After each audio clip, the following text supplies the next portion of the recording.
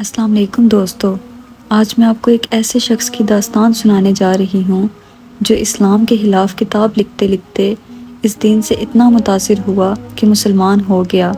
وہ اسلام کے خلاف کتاب کیوں لکھ رہا تھا اور کس بات کی وجہ سے اس کا دل اسلام کی طرف مائل ہوا، آئیے جانتے ہیں۔ مگر اس سے پہلے اگر آپ نے میرا چینل نہیں سبسکرائب کیا ہوا تو اسے سبسکرائب کر لیں تاکہ آپ آئندہ بھی اس طرح کی معلوماتی ویڈیوز دیکھ سکیں۔ چلیں تو دوستو بات شروع کرتے ہیں۔ یورام فیکلا ویرن 1979 کو ایمسٹرڈم میں پیدا ہوئے۔ ان کا تعلق ایک کٹر عیسائی فیملی سے تھا۔ ان کا کہنا ہے کہ 16-17 سال کی عمر سے میرے ذہن میں ایک سوال اٹکا ہوا تھا کہ بائبل میں یعنی انجیل میں خدا خود کو ابدی کہہ رہا ہے، یعنی کہ وہ کبھی نہ ختم ہونے والا ہے، اس کو موت نہیں آ سکتی، تو پھر جیزس یعنی حضرت عیسیٰ علیہ السلام جن کو ہم اس خدا کا بیٹا مانتے ہیں، وہ کیسے سولی پہ لٹکائے گئے؟ اگر خدا ابدی ہے تو اس کے بیٹے کو بھی ابدی ہونا چاہیے۔ مگر کوئی تسلی بخش جواب نہ ملنے پر میں نے اس سوال کو ایسے ہی چھوڑ دیا۔ ان کا کہنا ہے کہ شروع سے ہی مجھے مسلمان پسند نہیں تھے۔ پھر جب میں یونیورسٹی میں گیا تو ایک واقعہ ہوا۔ ہماری یونیورسٹی میں ایک فلم میکر موجود تھے جن کا نام تھیوفیگوف تھا۔ ایک مسلمان لڑکی کی وجہ سے ان کا قتل کر دیا گیا۔ تب میں نے دل میں عہد کیا کہ اب میں سیاست میں حصہ لوں گا اور اسلام کے خلاف ایک کتاب لکھوں گا تاکہ دنیا والوں کو بتا سکوں کہ اسلام اس دنیا کے لیے کتنا خطرناک مذہب ہے۔ میں پھر سیاست میں بھی ایکٹیو ہو گیا اور مسلمانوں کے خلاف کافی اقدام اٹھائے اور بالآخر اسلام کے خلاف کتاب لکھنا شروع کی۔ شروع میں عیسائیت کو لے کر جو سوال میرے ذہن میں تھے وہ پھر سے ابھرنا شروع ہو گئے۔ میں نے عیسائیوں کے خدا اور مسلمانوں کے خدا کا موازنہ شروع کیا۔ پرانی بائبل میں مجھے خدا کا ایک تصور ملا جسے مسلمانوں میں توحید کہا جاتا ہے، یعنی خدا صرف ایک ہے، وہ بالکل یکتا ہے، اس کی کوئی اولاد نہیں ہے، اور یہ بات مجھے کافی حد تک منطقی لگی۔ پھر میں نے حضرت عیسیٰ علیہ السلام کا ایک قول پڑھا جس میں وہ نجات پانے کے 2 راستے بتا رہے ہیں۔ ایک یہ کہ اس بات کا اقرار کرنا کہ خدا صرف ایک ہے، یکتا ہے، اور دوسرا رشتہ داروں سے صلح رحمی کرنا۔ پھر کافی مطالعہ کرنے کے بعد خدا کے ایک ہونے کا تصور میرے دل کو چھونے لگا، اور دل ہی دل میں نے اس بات کا اقرار کر لیا کہ ہاں خدا ایک ہے، اس کا تو کوئی بیٹا نہیں۔ پھر مجھے مزید تجسس ہوا۔ میں محمد صلی اللہ علیہ وسلم کو دنیا کا سب سے برا انسان مانتا تھا۔ ان کے بارے میں نے جاننا چاہا تو میں نے کیمبرج یونیورسٹی کے ایک مسلمان پروفیسر شیخ عبدالحکیم مراد سے رابطہ کیا اور ان سے سوال کیے کہ اسلام دہشت گردی کو کیوں پروموٹ کرتا ہے، اس میں عورتوں کو حقوق کیوں نہیں حاصل، اور اسلام میں حضرت عیسیٰ علیہ السلام کو کیوں نہیں مانا جاتا۔ یہ سب سوال میرے عیسائی ذہن کے مطابق تھے، جیسا میں بچپن سے اسلام کے بارے میں سنتا آ رہا تھا۔ پروفیسر نے میری بہت مدد کی تمام جوابات حاصل کرنے میں، اور مجھ سے کہا کہ اگر آپ اسلام کے بارے میں جاننا چاہ رہے ہیں تو غیر مسلم کتابوں سے مت جانیں، بلکہ مسلمانوں کی کتابیں پڑھیں اور دیکھیں کہ جو سب وہ مانتے ہیں وہ کیوں مانتے ہیں۔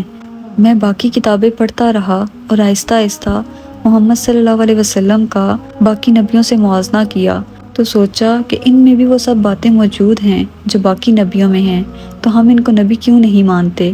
اگر ان کی ایک سے زیادہ بیویاں تھیں تو وہ تو حضرت داؤد، حضرت سلیمان اور حضرت ابراہیم علیہ السلام کی بھی تھیں۔ زیادہ بیویوں کی وجہ سے تو ان کے نبی ہونے کا انکار نہیں کیا جا سکتا نا۔ میں محمد صلی اللہ علیہ وسلم کو سب سے برا انسان مانتا تھا۔ پھر آہستہ آہستہ سوچا کہ وہ اتنے بھی برے نہیں تھے۔ پھر سوچا کہ شاید وہ نبی بھی تھے، اور آخر کار میرے دل نے ان کو نبی تسلیم کر لیا۔ میری اس کہانی میں ٹویسٹ تب آیا جب میں نے ہندا اور محمد صلی اللہ علیہ وسلم کا واقعہ پڑھا۔ جیسے ہندا نے حضرت حمزہ علیہ السلام کا قتل کروایا، ان کی لاش کی بے حرمتی کی، اور یہ تو محمد صلی اللہ علیہ وسلم کے پسندیدہ چچا تھے۔ اور پھر جب فتح مکہ کے موقع پر اس عورت ہندا نے محمد صلی اللہ علیہ وسلم سے معافی مانگی تو آپ نے معاف کر دیا۔ مطلب میرا ذہن دنگ رہ گیا اس بات پر کہ اتنی اعلیٰ ظرف شخصیت صرف لوگوں کو معافی اور صلح رحمی کا سبق سکھانے کے لیے اپنے سب سے پسندیدہ چچا کے قاتل کو معاف کر دیا اور اسے جان کی امان بھی دی۔ بس محمد صلی اللہ علیہ وسلم کا ہلاک سب سے بڑا ٹرننگ پوائنٹ تھا میرے لیے، جیسے وہ دشمنوں تک سے پیش آتے تھے۔ یہ سب پڑھ کر میرا ان پر ایمان اور پختہ ہو گیا۔ یہاں پہنچ کر ایک دم میں نے خود کو روکا کہ یہ میں کیا کر رہا ہوں۔ پہلے خدا کے ایک ہونے کا اقرار کیا اور اب محمد صلی اللہ علیہ وسلم کو نبی بھی مان گیا۔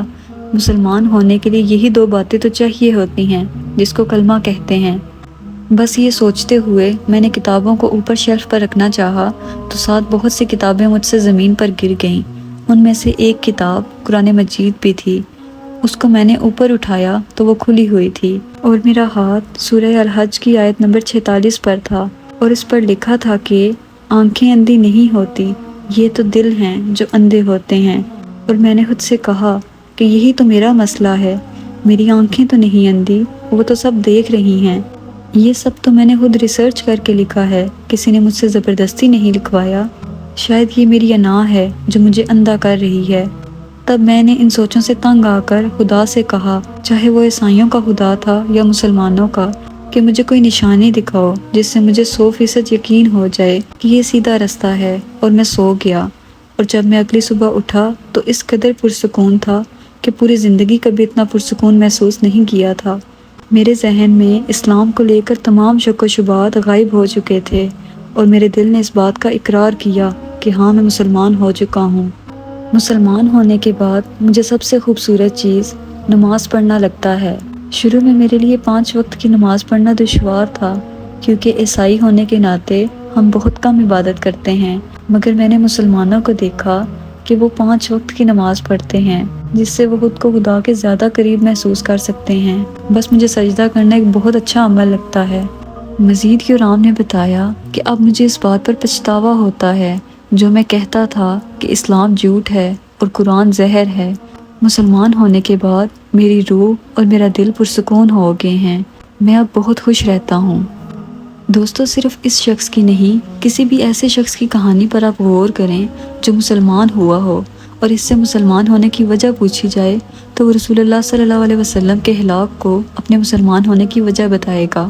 مطلب اس قدر لوگ متاثر ہوتے ہیں ان کی شخصیت سے کہ اپنا مذہب تک چھوڑ دیں، اور ایک ہم مسلمان ہیں جو اپنے نبی کے ہلاک کو چھوڑ کر دن بدن اپنے اندر بری عادات لاتے جا رہے ہیں، جیسے جھوٹ، کسی دوسرے انسان کی خوشی سے جلنا، کسی کے گھر میں لڑائی کروانا، میاں بیوی میں دوری پیدا کرنا، صرف کس لیے کہ ہم سے اگلے بندے کی خوشی نہیں دیکھی جاتی۔ اس قدر کم ظرف ہو چکے ہیں ہم لوگ۔ اللہ تعالیٰ ہمارے دلوں میں ایک دوسرے کے لیے رحم پیدا کرے، اور اپنے آخری نبی حضرت محمد صلی اللہ علیہ وسلم کی سیرت پر چلنے کی توفیق عطا فرمائے۔ آمین۔ مجھے دعاؤں میں یاد رکھیے گا۔ ملتے ہیں اگلی ویڈیو میں۔ اللہ حافظ۔